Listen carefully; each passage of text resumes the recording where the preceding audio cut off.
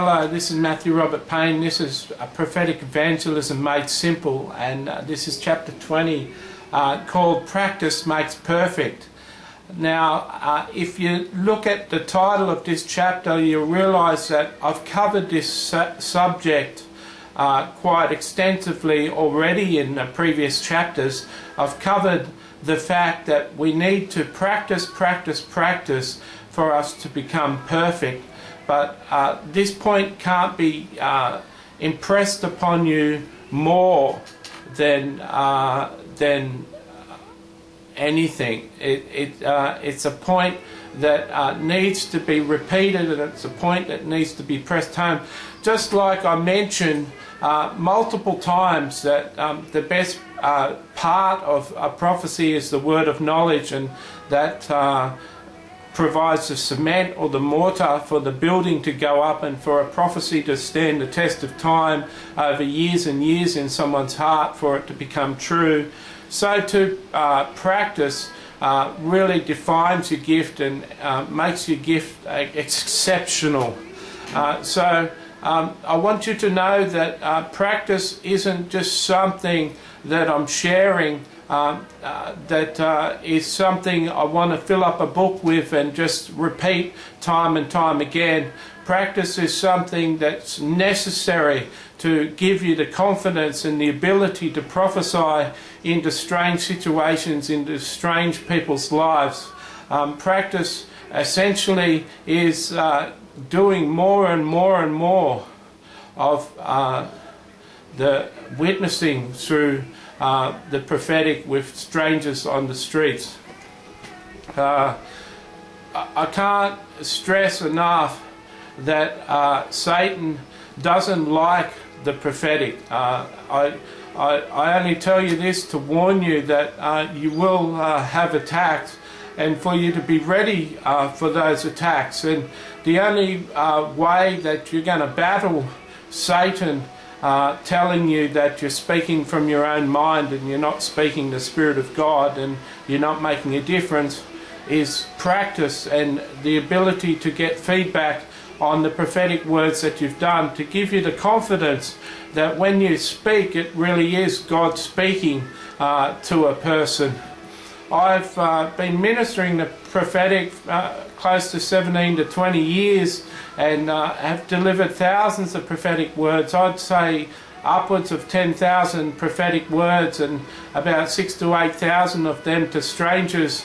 6,000 to 8,000 of them to strangers on the streets, non-Christians, and a couple of thousand to Christians. And I can tell you that my confidence still cops a little bit of a battering sometimes when I deliver a very extensive prophetic word to a person and they don't give feedback when I do that over Facebook. Sometimes a word is so extensive I want to get feedback from the person because it's saying that they're going to do a whole lot of awesome things, and they seem to be an individual that's going to stand out in the Christian world and be 1 in 1,000 Christians with what they're going to achieve and do, what it says in the prophetic word that they're going to do. And so on those sort of big words, I like to get feedback that I wasn't just making it up myself. And still, after 17 to 20 years, I still get discouragement. I still get some sort of fear in me that says that I didn't speak correctly. So this is the reason I underline the fact that you need to have practice, and practice makes perfect. You can reach a stage where in the prophetic where you mature into the prophetic office and you become a prophet, and there's a higher accuracy and a higher level of anointing on your words, and there's more authority on your words. But even if you weren't called to be a prophet, practice lets you reach a ability level in your gift that allows you to call things out and summarize a person's whole life, and summarize in one prophecy 100 prophecies that they've had before, and it gives you an ability to become really developed in your gifting.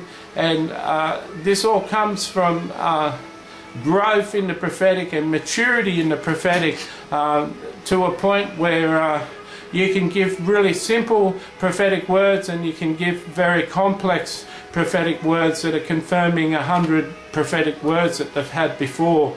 I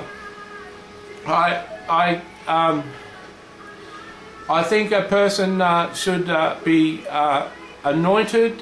They should be in the anointing to deliver a prophetic word, although sometimes I don't feel particularly anointed and I deliver a prophetic word. Sometimes I'm just come fresh from church and I deliver prophetic words. Sometimes I come fresh from home and I haven't done anything special, rather than talking to the Lord on the way to the train, and the Lord will give me someone to minister to on the train. So it's important to be anointed, but it's important to have practice, and I repeat that so many times so it comes true. One way to practice your gift, as I impart the gift later in the book, one way to practice your gift that I encourage all of you to do is to prophesy over me. The difference between prophesying over someone else and prophesying over me is I'll take your prophecy apart line by line, and I'll give you feedback on each line of the prophecy and how that touched me. So one person to practice on this year, one person to practice on as you finish this book and get the gift of prophecy through impartation is me. I really encourage you. I feel it'll be a little waste of time reading through all this book, praying a prayer of impartation and not prophesying over me. I'm not in a position where I want hundreds of you to prophesy over me because I'm lacking prophetic words.